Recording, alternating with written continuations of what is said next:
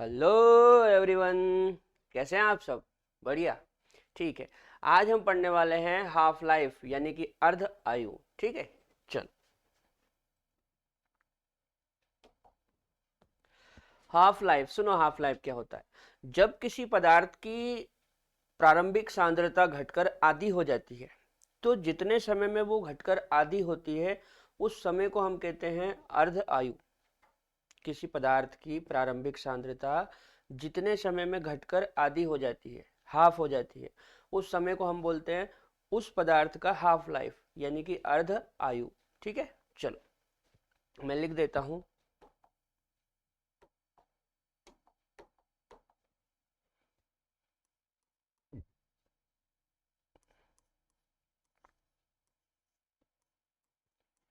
वह समय काल जिसमें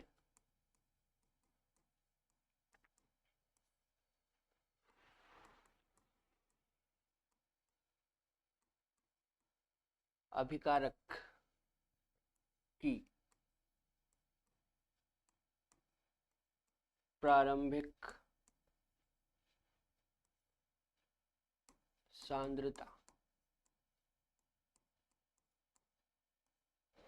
वह समय काल जिसमें अभिकारक की प्रारंभिक सांद्रता घटकर घटकर आधी यानी कि हाफ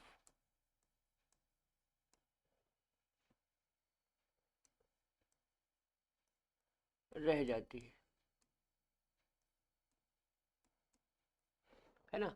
वह समय काल जिसमें अभिकारक की प्रारंभिक सांद्रता घटकर आधी यानी कि हाफ रह जाती है।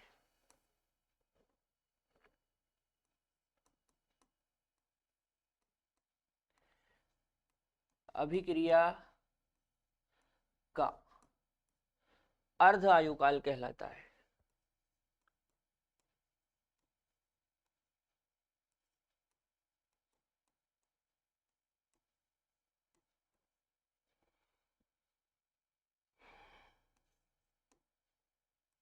अभिक्रिया का अर्ध आयु काल, हाफ लाइफ पीरियड।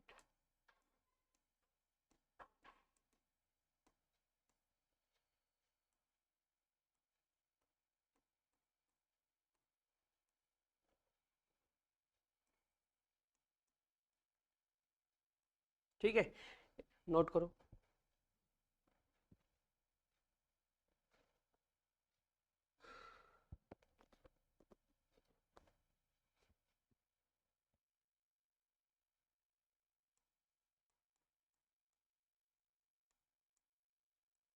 चलो एक बार रीड कर लो तो क्या लिखा है। वह समय काल, है ना, वह समय काल जिसमें अभिकारक यानी कि रिएक्टेंट की प्रारंभिक सांद्रता, इनिशियल कंसंट्रेशन, है ना, घटकर आधी यानी कि हाफ रह जाती है। अभिक्रिया का अर्ध आयु काल, हाफ लाइफ कहलाता है ना। इसको हाफ लाइफ पीरियड भी बोलते हैं। अच्छा, देखो मैं इसको आपको रिएक्शन से समझाता हूँ। जैसे मान लो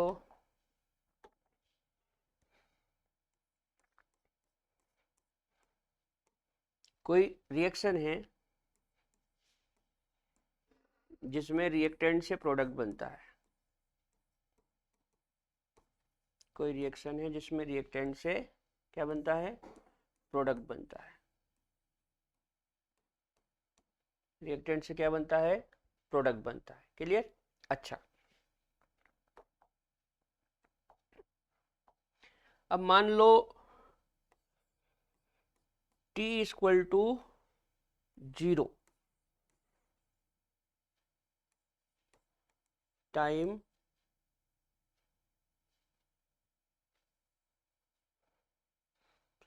T equal to T0 time पर। T equal to T0 time पर। T equal to T0 time का मतलब ये है कि अभी टाइम स्टार्ट नहीं हुआ है, या यूं समझ लो कि टाइम 0 है। ठीक है, जब टाइम 0 है, क्या है 0, उस समय मान लो रिएक्टेंट की जो प्रारंभिक कंसंट्रेशन है वो R0 है। रिएक्टेंट की जो प्रारंभिक कंसंट्रेशन है, जो इनिशियल कंसंट्रेशन है वो R0 है। ठीक है, उस समय प्रोडक्ट क्या होगा, उस समय प्रोडक्ट 0 होगा, क्योंकि अभी तो टाइम स्टार्ट ही नहीं हुआ, यानी कि अभिक्रिया स्टार्ट नहीं हुई। ठीक है, अच्छा, अब मान लो T equal to T half time पर, T equal to T half time पर, T equal to T half time पर जो प्रोडक्ट है वो 50% बन जाता है। प्रोडक्ट कितना बन जाता है, 50% बन जाता है। प्रोडक्ट 50% बन गया, मतलब जो अभिक्रिया है वो 50% कंप्लीट हो गई, 50% पूरा हो गई। ठीक है, तो फिर रिएक्टेंट कितना बचा, तो रिएक्टेंट बचा आधा, जो पहले था उसका आधा।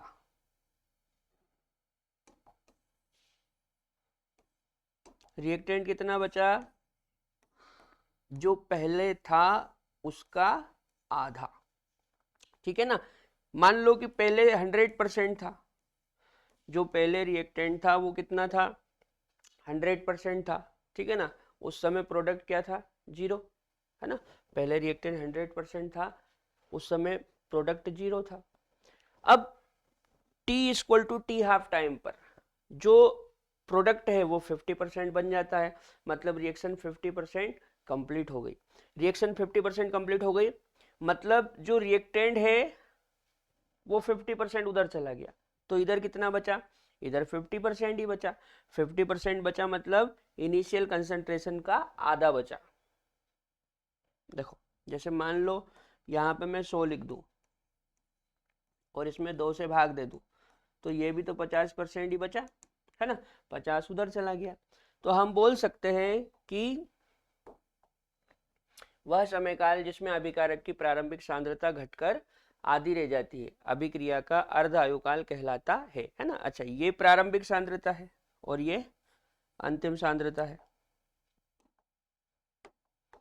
इसको हम क्या बोलेंगे, प्रारंभिक सांद्रता, और ये क्या है, अंतिम सांद्रता। और ये जो टी हाफ है ना, इसी को हम बोलेंगे अर्ध आयु काल। टी हाफ को ही क्या बोलेंगे, अर्ध आयु काल, है ना, नोट करो।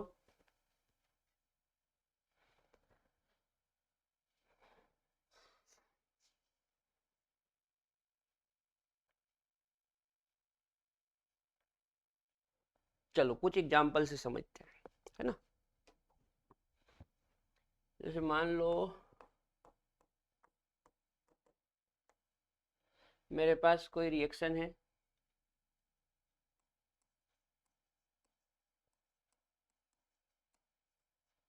जिसमें रिएक्टेंट से प्रोडक्ट बनता है। रिएक्टेंट से क्या बनता है, प्रोडक्ट बनता है। ठीक है, अच्छा, स्टार्टिंग में रिएक्टेंट मान लो 100% है। स्टार्टिंग में रिएक्टेंट कितना है, रिएक्टेंट 100% है। उस समय प्रोडक्ट क्या है, उस समय प्रोडक्ट है 0। ठीक है, अच्छा, यहाँ पे टाइम स्टार्ट नहीं हुआ है, यहाँ पे टाइम स्टार्ट नहीं हुआ है, मतलब यहाँ पे बोलेंगे T इक्वल टू 0 टाइम पर, क्या बोलेंगे, T इक्वल टू 0 टाइम पर। ठीक, अच्छा, अब जैसे जैसे आप समय बढ़ेगा, मतलब जैसे जैसे हाफ टाइम होगा, ये जो कंसंट्रेशन ये हाफ हो जाएगी। कितनी हो जाएगी, हाफ हो जाएगी। जैसे मान लो मैं बोलूं कि टी हाफ पर या फर्स्ट टी हाफ पर, फर्स्ट टी हाफ पर, फर्स्ट टी हाफ पर क्या होगा, ये आधी हो जाएगी, तो 100/2 यानी कि 50%।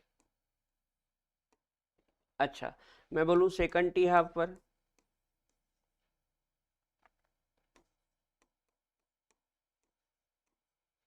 सेकंड टी हाफ पर ये कितनी हो जाएगी, तो पहले कितनी थी 50, उसकी और आधी हो जाएगी, मतलब 25, ठीक है ना। मैं बोलूं थर्ड टी हाफ, तो थर्ड टी हाफ पर क्या होगा, पहले कितनी थी 25, अब 25 की और आधी हो जाएगी, तो ये हो जाएगी 12.5, कितनी हो जाएगी 12.5। यदि मैं एक और टी हाफ ले लूं, फोर्थ,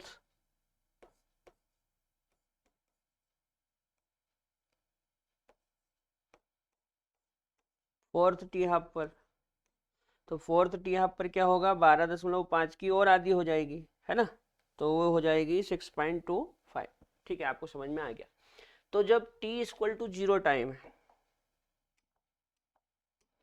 t इक्वल टू क्या है, जीरो टाइम, मतलब टाइम स्टार्ट नहीं हुआ, उस समय पूरा 100% था, ठीक है। फिर फर्स्ट टी हाफ पर, फर्स्ट टी हाफ पर कितना हो गया, 100 का आधा मतलब 50 हो गया। फिर सेकंड टी हाफ पर मतलब दूसरे अर्धायुकाल पर और आधा हो गया। फिर तीसरे अर्धायुकाल पर उस 25 का और आधा हो गया, है ना।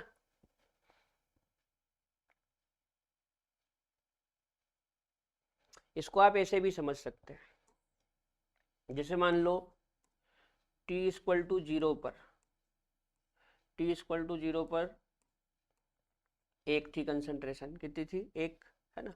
अच्छा, अब फर्स्ट टी हाफ पर क्या होगा, फर्स्ट टी हाफ पर 1/2 हो जाएगी, कितनी हो जाएगी, 1/2। फिर सेकंड टी हाफ पर क्या होगा, सेकंड टी हाफ पर ये 1/2 की और आधी हो जाएगी, मतलब 1/4। फिर तीसरे टी हाफ पर क्या होगा, 1/4 की और आधी हो जाएगी, मतलब 1/8। फिर अगले टी हाफ पर क्या होगा, तो 1/8 की और आधी हो जाएगी, मतलब 1/16, ठीक है ना। तो अर्ध आयुकाल क्या होता है, वह समय जिसमें अभिकारक की प्रारंभिक सांद्रता घटकर आधी रह जाती है ना। यहाँ पे T equal to time zero है, और यहाँ पे हमने टी फर्स्ट लिया, उसमें हाफ हो गई। फिर एक और टी हाफ लिया तो और आधी हो गई, एक और टी हाफ लिया और आधी हो गई, एक और टी हाफ लिया और आधी हो गई, है ना। मतलब जो इनिशियल है उसकी आधी, फिर ये इनिशियल है इसकी आधी, फिर ये इनिशियल है इसकी आधी, ऐसे आधी आधी होती जाएगी, है ना। आधा करना बहुत आसान है, इसमें 2 का गुणा करो तो 4 आ जाएगा, इसमें 2 का गुणा करो 8 आ जाएगा, इसमें 2 का गुणा करो 16 आ जाएगा, ठीक है। इस तरह से जो इनिशियल कंसंट्रेशन है वो प्रत्येक टी हाफ पर हाफ होती जाती है, ठीक है ना। नोट कर लो।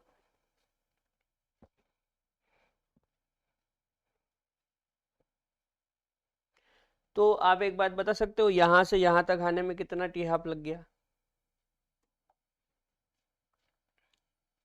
इसको एक से यहां तक आने में कितने टी हाफ लग गए, तो देखो 1 2 3 4, 4 टी हाफ, कितने टी हाफ लग गए, 4 टी हाफ लग गए, ठीक है। मान लो मैं आपको बोल दूं कि ये जो रिएक्शन है इसका हाफ लाइफ 2 मिनट है, कितना है, 2 मिनट, तो 1/16 होने में कितना टाइम लगेगा, तो यहाँ पे 2 रखो और गुणा कर दो, तो 2 चुका 8, इस तरह से, है ना। नोट कर लो।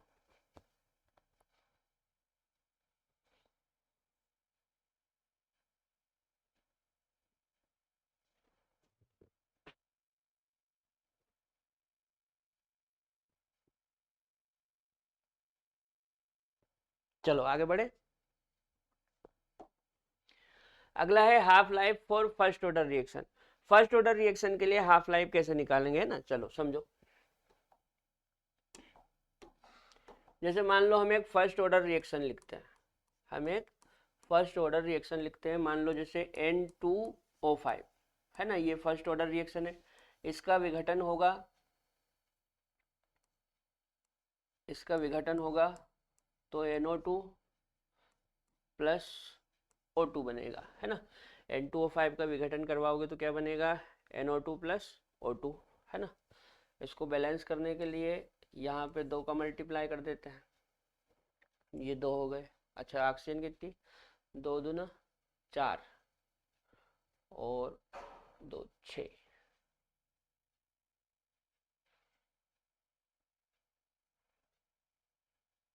यहाँ पे इसको हाफ कर दो, ठीक है, ये 2 से 2 कट जाएगा, 1 ऑक्सीजन बचा, और 2 दूनी 4, 4 ये, तो 4 और 1 ये 5 ऑक्सीजन हो गई, और ये 2 N2 आ गए, ठीक है। तो जो N2O5 का विघटन है वो फर्स्ट ऑर्डर रिएक्शन होता है, ठीक है। N2O5 में 2NO2 प्लस हाफ O2, है ना, या आप यहाँ पे 2 मोल ले लोगे तो ये 4 बनेगा, और ये पूरा 1 O2 बन जाएगा, ठीक। अच्छा, अब ये फर्स्ट ऑर्डर रिएक्शन है। आप बताओ, फर्स्ट ऑर्डर रिएक्शन के लिए हमने एक रिलेशन लिखा था, आपको याद हो तो, फर्स्ट ऑर्डर रिएक्शन के लिए, फर्स्ट ऑर्डर के लिए आपको याद है, फर्स्ट ऑर्डर के लिए हम एक रिलेशन लिखते हैं, K into T equal to ln R0/R। First order के लिए इस तरह से एक रिलेशन लिखते हैं, K into T equal to ln R0/R। ये इससे पहले वाले वीडियो में मैंने बताया है फर्स्ट ऑर्डर रिएक्शन में, ठीक है। अच्छा, अब यदि T इक्वल टू हो जाए T half, T equal to क्या हो जाए, T हाफ, तो ये जो R है ये कितना हो जाएगा, R0/2। तो R इक्वल टू R0/2 होगा। सर ये कैसे आया, देखो थोड़ा सा पीछे चलते हैं, यहाँ पे समझो। हाफ लाइफ पीरियड क्या होता है, जिसमें जो इनिशियल कंसंट्रेशन है वो आधी हो जाती है। तो इनिशियल कंसंट्रेशन आधी हो गई, इसका मतलब जो फाइनल कंसंट्रेशन है वो क्या है, R0/2, है ना। तो मैं यहाँ पे लिख सकता हूँ कि यदि T equal to T half तो R इक्वल टू R0/2 होगा। अतः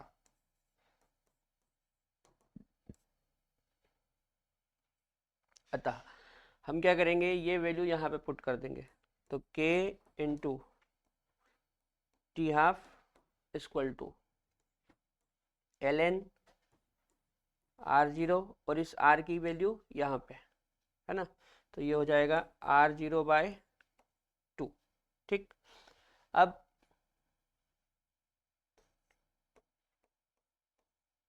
टी हाफ इक्वल टू क्या होगा, देखो R0 से R0 तो कट जाएगा, और ये 2 पहुंच जाएगा ऊपर, तो टी हाफ इक्वल टू हो जाएगा ln 2, और ये k यहाँ से बटे में आ जाएगा, तो ln2/k,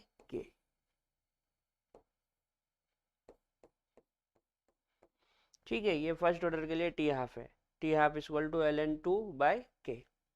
अच्छा, आप चाहो तो इसको थोड़ा सा आगे और कर सकते हो, कैसे, यहाँ पे कर दूं क्या, देखो जैसे हम क्या लिखते हैं, हम लिखते हैं चूंकि हम लिखते हैं ln इक्वल टू होता है 2.303 log। ln इक्वल टू क्या होता है, 2.303 log, है ना। तो यहाँ पे इस ln की जगह यदि ये वाली वैल्यू हम पुट कर दें तो ये हो जाएगा T half equal to 2.303 log, है ना, और ये 2 ऐसा का ऐसा ही, ये बटा के, ठीक है। अब T half equal to log 2 की वैल्यू क्या होती है, log 2 की वैल्यू होती है 0.301, है ना। तो देखो 2.303 इंटू log 2 की वैल्यू होती है 0.301, 0.301,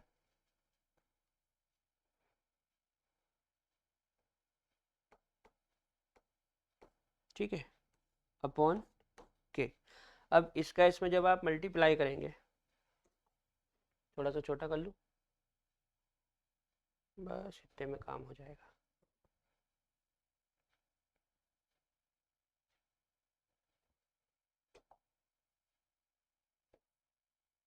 देखो ये 301 का जब इसमें मल्टीप्लाई करोगे तो ये आ जाएगा T half equal to 0.693 upon के। ठीक है,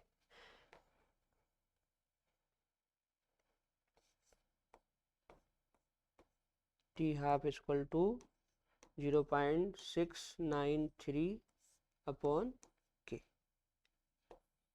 ये। ठीक है, इस फॉर्मूले से आप सवाल सोल्व करेंगे। तो ये दोनों चीजें याद रखना बेटा, है ना। एक तो ये वाला फॉर्मूला, कई बार तो ऐसा होता है कि फॉर्मूले ही पूछ लेते हैं। तो एक तो ये वाला याद रखना, T half equal to ln2/k, ये नेचुरल लॉग होता है ना। और T half equal to 0.693 upon के, इससे हम सवाल सोल्व करेंगे। नोट कर लो।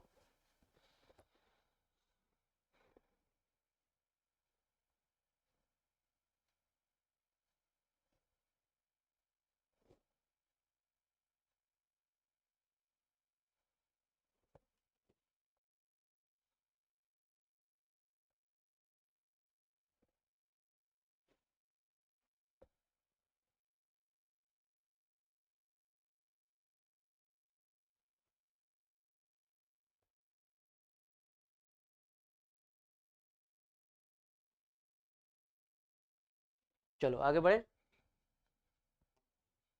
अच्छा, यहाँ पे ग्राफ है ना। ग्राफ में देखो, ये फर्स्ट ऑर्डर के लिए, किसके लिए? फर्स्ट ऑर्डर, फर्स्ट ऑर्डर के लिए। किसके लिए है? फर्स्ट ऑर्डर के लिए। अच्छा, आप बात समझो, फर्स्ट ऑर्डर के लिए हमने फॉर्मूला लिखा। फर्स्ट ऑर्डर के लिए हमने दो फॉर्मूले लिखे, देखो, T half equal to ln2/k, और एक क्या लिखा? टी हाफ इक्वल टू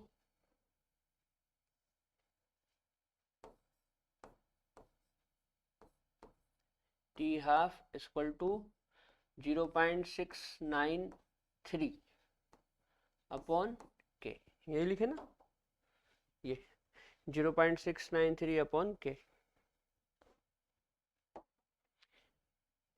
तो T half equal to ln2/k और T half equal to 0.693 upon के।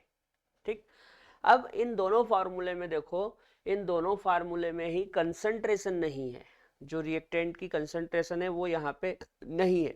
इसका मतलब ये है कि फर्स्ट ऑर्डर रिएक्शन का जो हाफ लाइफ है वो अभिकारक की सांद्रता से स्वतंत्र है, यानी कि अभिकारक की सांद्रता पर निर्भर नहीं करेगा। ठीक है ना।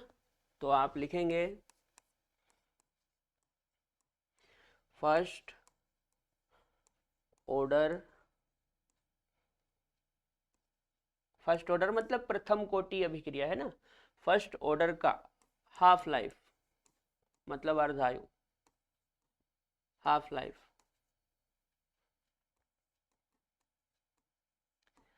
अभिकारक की सांद्रता पर निर्भर नहीं करता, या हम ऐसा भी बोल सकते हैं कि सांद्रता से स्वतंत्र है। अर्थात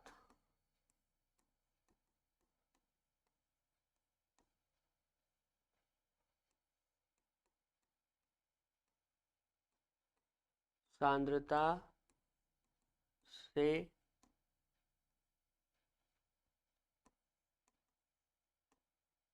स्वतंत्र है। सांद्रता से कैसा है? स्वतंत्र है। मतलब आप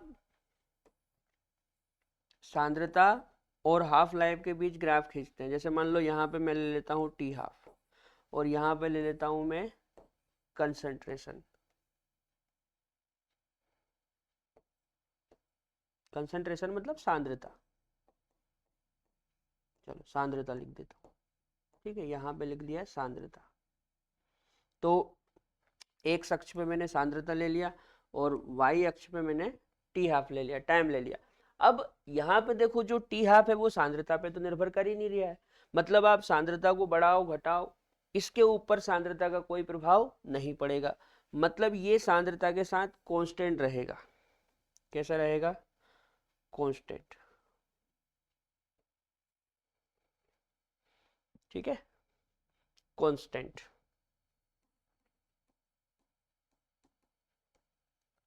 ठीक है, अभिकारक की सांद्रता और टी हाफ के बीच हम जब ग्राफ खींचते हैं तो इस तरह से कांस्टेंट ग्राफ आता है। इसका मतलब ये है कि जो टी हाफ है वो सांद्रता पे निर्भर नहीं कर रहा है। ठीक है, नोट कर लो।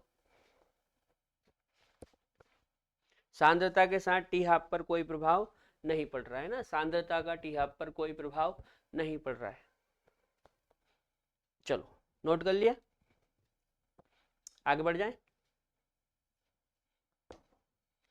आगे एक सवाल है N2O5 के विघटन के लिए K equal to 6.2 into 10⁻⁴ second inverse. देखो ये सेकंड इनवर्स से समझ में आ रहा है कि ये फर्स्ट ऑर्डर रिएक्शन है।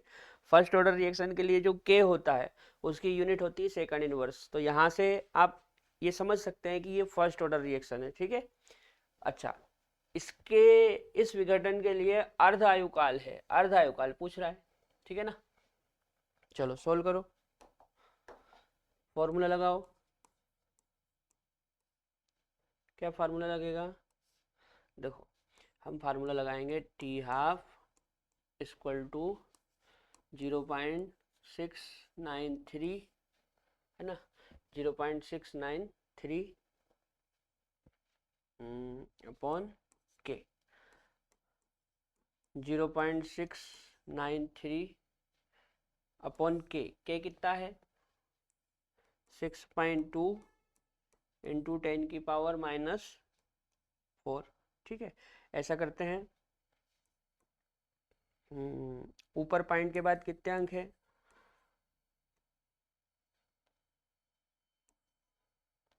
यहाँ लिखते हैं, ऊपर पॉइंट के बाद कितने अंक है? 3। तो ऊपर से जब पॉइंट हटाएंगे तो नीचे 3 जीरो आएगी। कितनी जीरो आएगी? 3 जीरो। अच्छा नीचे पॉइंट के बाद कितना अंक है? 1। पॉइंट के बाद 1, नीचे से पॉइंट हटाएंगे तो ऊपर 1 जीरो आएगी। ठीक है, अच्छा इसके बाद ये माइनस का 4 ऊपर जाएगा तो प्लस का 4 हो जाएगा। क्या हो जाएगा? प्लस का 4 हो जाएगा, और यहाँ पे ये 6.62 आएगा। 62। कुछ समझ में आया ये क्या करा मैंने?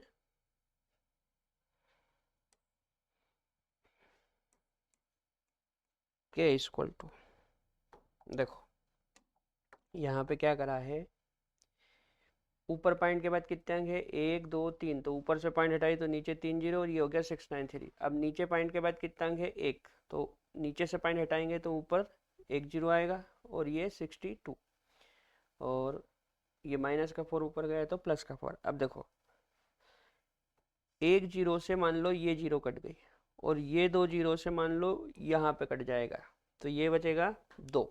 कितना बचेगा? 2।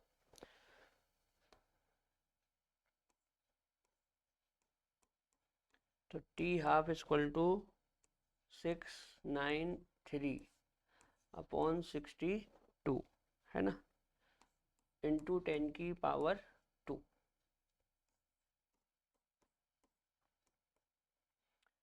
अब ये 693 है और ये 62 है, तो यदि मैं इसको 69 पकड़ लूँ और इसको 62, तो लगभग लगभग पहले एक बार जाएगा, है ना, फिर 10 11, मतलब 11 दशमलव कुछ आएगा, है ना, करके देखो तो।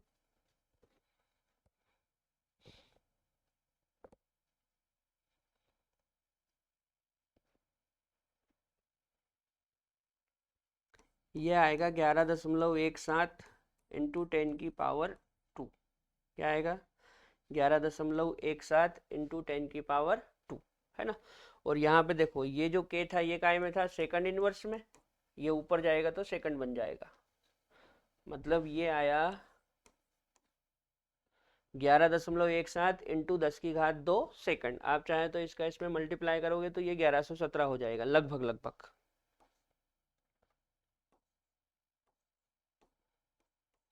टी हाफ इक्वल टू लगभग लगभग लगभग लगभग ये 1100 सॉरी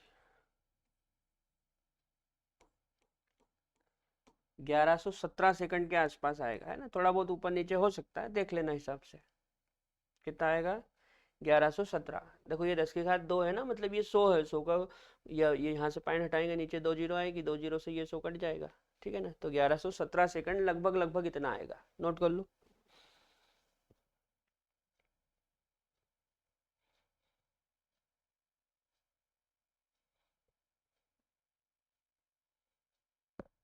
चलो आगे बढ़े। अगला है एक प्रथम कोटि की अभिक्रिया में अभिकारक की सांद्रता 1 घंटे में 25% शेष रह जाती है ना, इसका अर्ध आयुकाल बताएं। ठीक, चलो ये कैसे करेंगे, तो इसके लिए भी मैंने आपको फॉर्मूला बताया था। आपको याद होगा जब मैं फर्स्ट ऑर्डर रिएक्शन पढ़ा रहा था, जिनने नहीं पढ़ा वो इसके पहले वाले वीडियो में देख लेना। जब मैं फर्स्ट ऑर्डर रिएक्शन पढ़ा रहा था तो उसमें एक फॉर्मूला बताया था मैंने इस तरह से, T1 अपॉन T2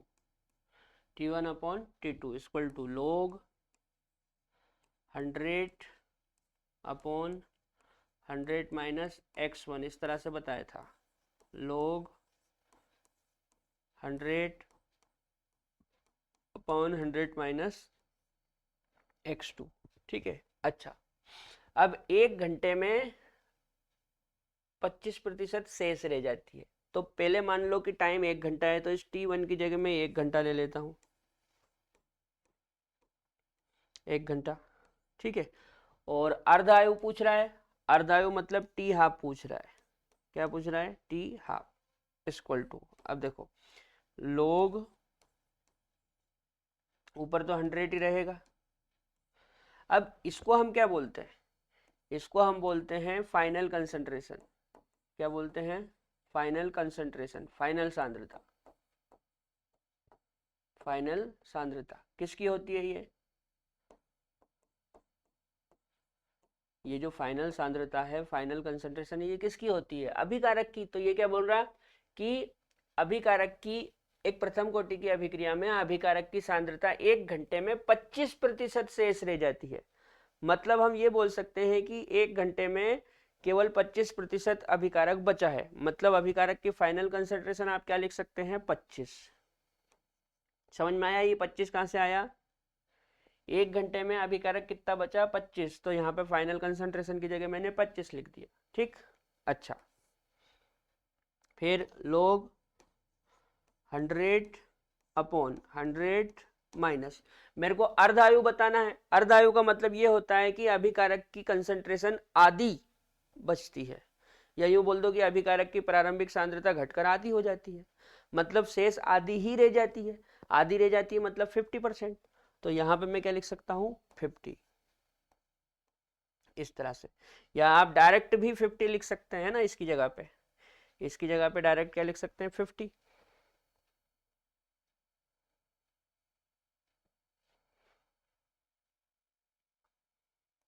इसकी जगह पे आप डायरेक्ट क्या लिख सकते हैं? 50, क्योंकि अर्धायु वह समय होता है जिसमें अभिकारक की प्रारंभिक सांद्रता घट के आधी हो जाती है। मतलब ये जो फाइनल कंसंट्रेशन है,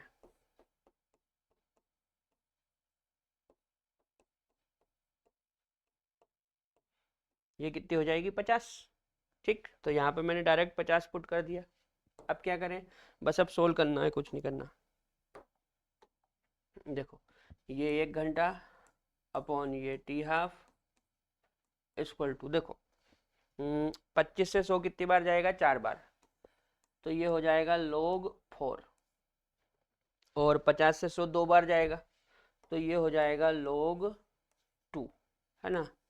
एक T half equal to, log 4 की वैल्यू होती है 0.60, log 2 की वैल्यू होती है 0.30, है ना। 0.30 से 60 2 बार जाएगा, कितनी बार जाएगा? 2 बार, तो ये ऐसा हो जाएगा 2, है ना। अब हाफ लाइफ निकालना है तो क्रॉस गुणा करके इसको उधर पहुंचा दो, इसको नीचे ले आओ, तो ये हो जाएगा टी हाफ इक्वल टू 1/2, घंटा,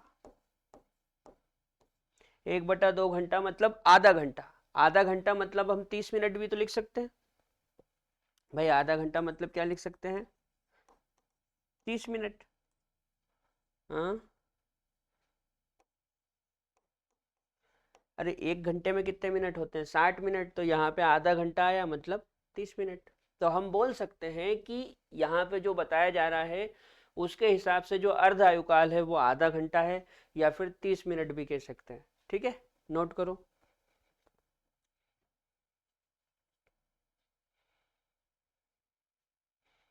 यहाँ पे तो कंफ्यूजन नहीं है ना आपको? देखो, ये ऊपर तो कुछ नहीं करना, 100 ही रखेंगे, लेकिन 1 घंटे में अभिकारक की सांद्रता शेष कितनी रह जाती है? 25%। मतलब जो फाइनल कंसंट्रेशन है उसकी जगह मैंने 25 लिख दिया। ठीक है, ये 25 यहाँ पे।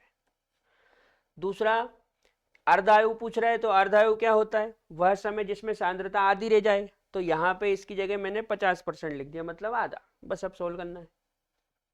चलो आगे बढ़ जाए क्या?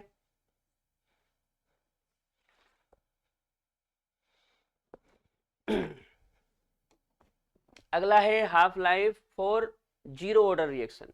देखो, जीरो ऑर्डर में क्या होता है? कोई भी जीरो ऑर्डर रिएक्शन ले लो, जैसे मान लो एक एग्जांपल बताया था मैंने, H2 प्लस Cl2 और यहाँ पे सनलाइट है ना।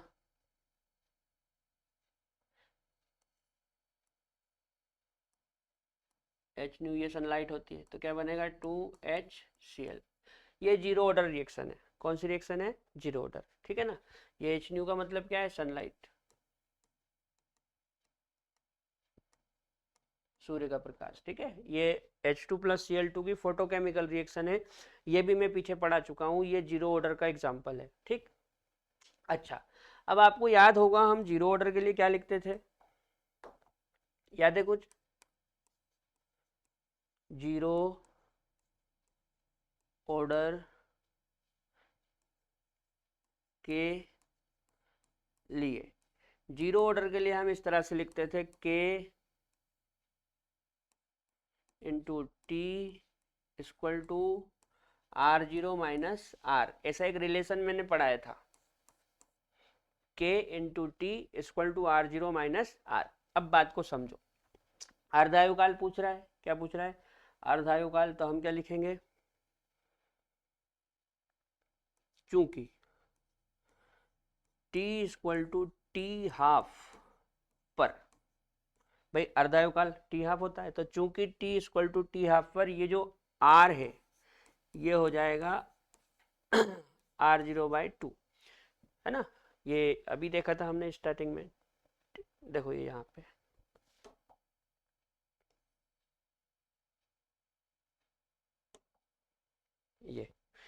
ये देखो टी हाफ पर जो फाइनल कंसंट्रेशन है वो R0/2 हो जाती है, मतलब इनिशियल कंसंट्रेशन आधी हो जाती है। तो ये T equal to T half पर क्या होगा? R equal to R0/2। तो T equal to T half पर R बराबर R0/2 होता है।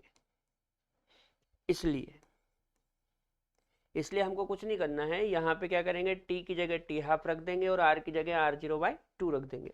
इसलिए K इंटू टी की जगह क्या रख देंगे? T half equal to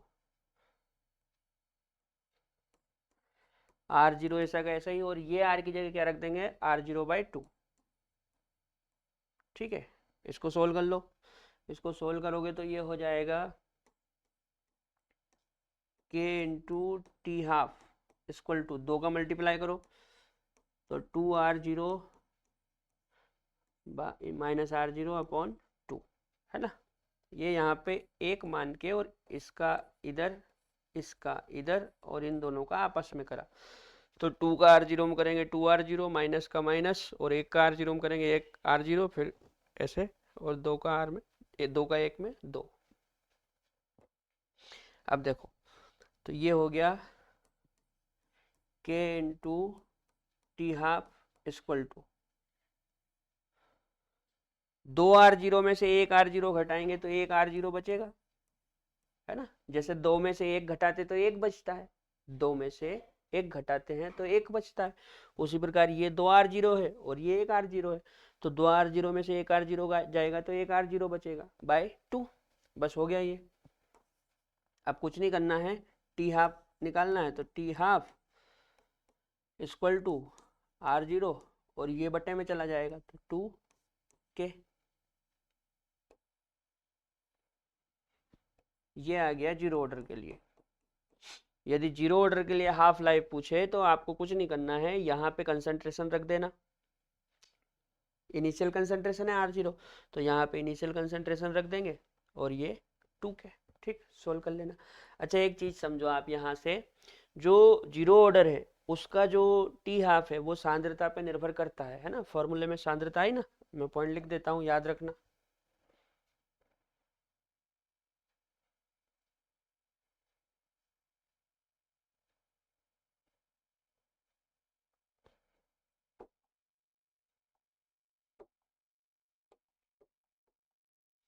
note लगा के लिख देता हूँ मैं,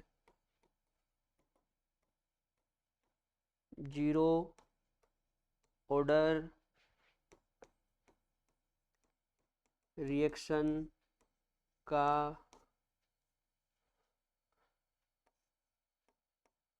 टी हाफ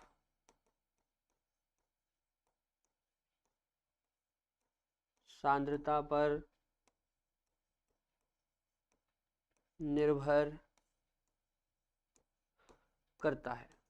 ठीक है, फर्स्ट ऑर्डर रिएक्शन का जो टी हाफ है वो सांद्रता पर निर्भर नहीं करता, लेकिन जीरो ऑर्डर का जो टी हाफ है वो सांद्रता पर निर्भर करता है ना। ये क्या है, ये सांद्रता है, तो जीरो ऑर्डर का टी हाफ सांद्रता पर निर्भर करता है, ये बात याद रखना, नोट करो।